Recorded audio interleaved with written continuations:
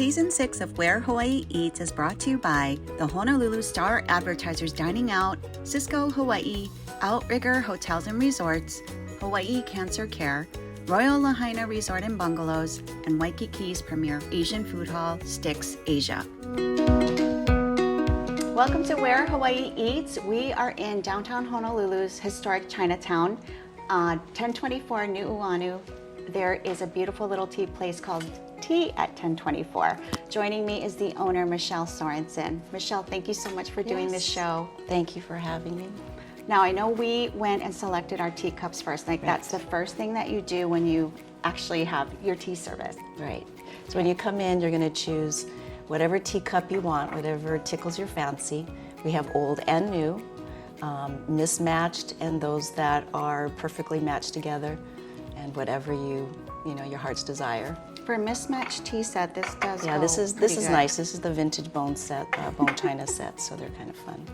So this is like every little girl's dream. It's like your little playhouse come to life, basically. Why did you come up with this concept?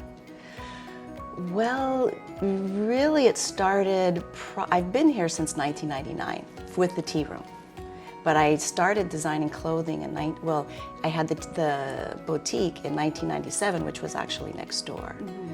So while I was doing wedding dresses and prom dresses and halal costumes, and I thought, it would be kind of nice just to start, while I'm designing, that I could serve tea, offer tea to them. So that's initially where the idea came from. This space became available a few years later, and I took over the space, we redid the kitchen, and that's how it started. Wow.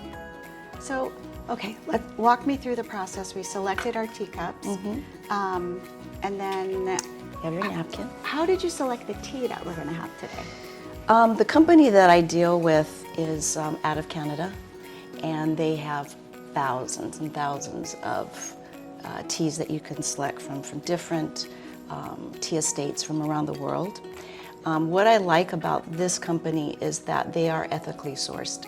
So meaning that the companies that they do choose and the farms that they do go to do pay a living wage to their workers. Oh, wow. So it's a sustainable living for them.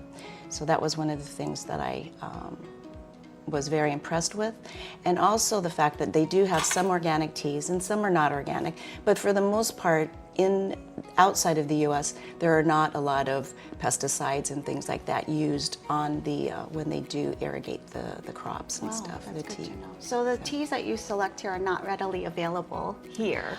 Not really. I mean, your basic teas, your Earl Greys and your English breakfast, you can. I particularly like their selection. It's just more flavorful to me. And also we do loose tea, which is really, I think, really important because the loose tea gives the tea a lot more flavor. So walk me through this now. Okay, so actually, when you get the tea, we have this little tea timer, and it's a 3, 4, and 5 minute tea timer. And that gives you the perfect time to brew your tea.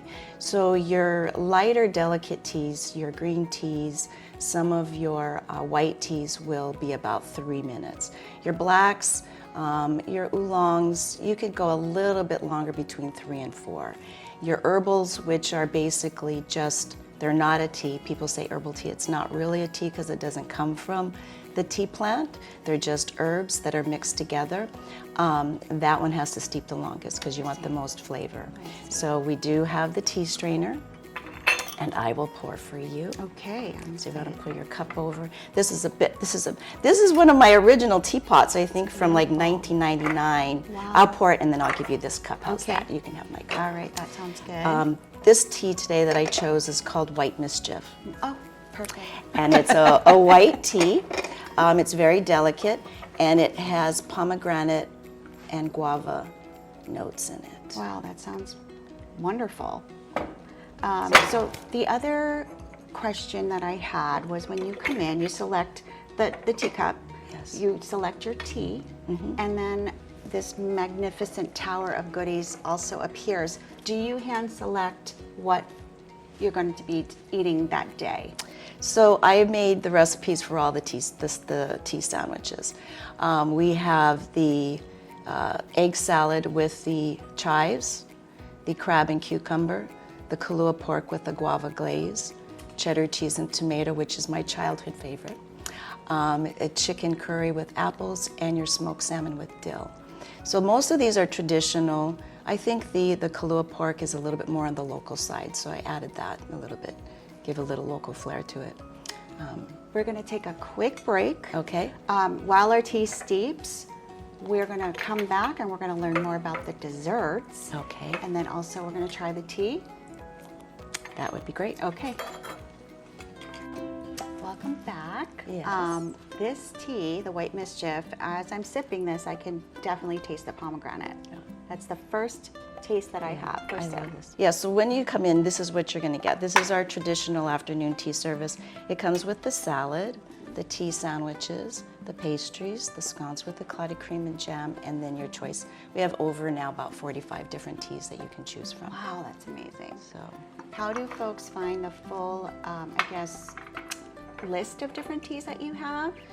well, because of COVID, things have changed a bit. So we used to have the menu, but now we just have a board. So you can just go and you can look at the board when you come in. It's next to the teacups. You choose it. And we found that that still works really well, and it just gives everybody a full view of what teas we do have available. And people are so smart nowadays. They take screenshots, and then they go to the table and they look at which teas that they want to choose. They're very savvy, Yes, very savvy yes. customer. Okay, can I try this? Yes. So it's just blackberries that you just picked off your tree in the backyard? Yes. Mm-hmm. Very good. So it's lightly dressed, spinach with strawberries, feta cheese, fruits that are in season. Very nice start to the tea service. So you also have so many beautiful tea sets for purchase here that you've collected and through your travels. You do travel often, so people can come in here, buy tea sets, buy teas. Can they buy teas from you as well? You can purchase the teas, and we also sell the tea online as well. The tea sets, so when I travel, I try to pick up teacups wherever I go. And I was just in Australia last week, so I picked up another 10 teacups. So I'll go to like flea markets or secondhand stores or antique stores and try and bring some, treasures home. I think the most teacups I ever brought back at one time was 75 in my suitcase. Oh my goodness. And I just wrap it in my clothes and just That is package the them. And best way. I think I lost one, maybe Wow. a saucer or something like that. But That is the best way. And then I do buy new sets as well. And mostly I don't buy a lot of matching sets. I just prefer the more eclectic collection of a little bit of this, a little bit of that. So for the full display, you can come in during these hours that you're open. Limited hours, what time? The first seating is at 2. The first seating is at 11, and then the last seating we take between 3 and 3:30. So with that said, if we take you at 3:30, you have 2 hours. So people think that we close at 3:30. So if the service starts, you're here at 3, you're here till 5 for the service. Got it. So tea at 1024.com for more information. Tea at 1024.net. .net. Yes. Tea at 1024.net. Thank you very much for doing this. Yes. I'm excited to tackle the rest of the sandwiches Okay, great. and learn a little bit more. Before we go, I want to know, how did tea actually start? Why is there a tea service? Why is high tea? Okay, well, let's see. Years ago, it was in England, and she was actually the woman that is, or the princess that was, that is most responsible for the afternoon tea was Catherine of Braganza. And she was actually from Portugal. She married an English noble.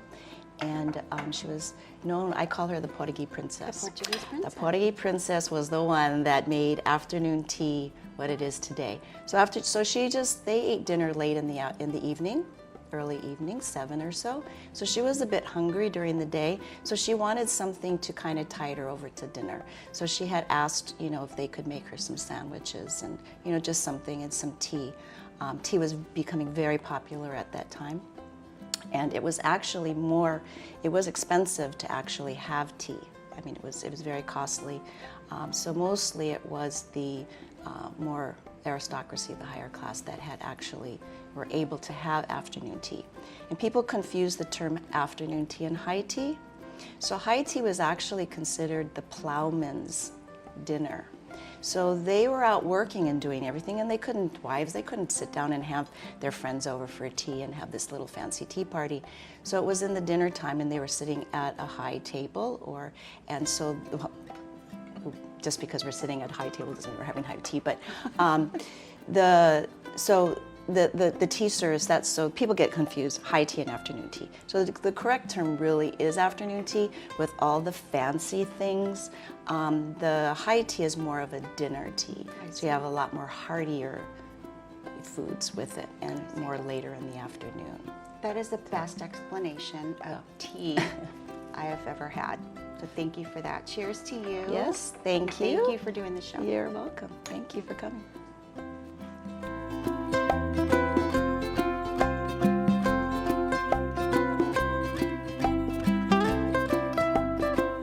Season 6 of Where Hawaii Eats is brought to you by the Honolulu Star Advertisers Dining Out, Cisco Hawaii, Outrigger Hotels and Resorts, Hawaii Cancer Care, Royal Lahaina Resort and Bungalows, and Waikiki's premier Asian food hall, Sticks Asia.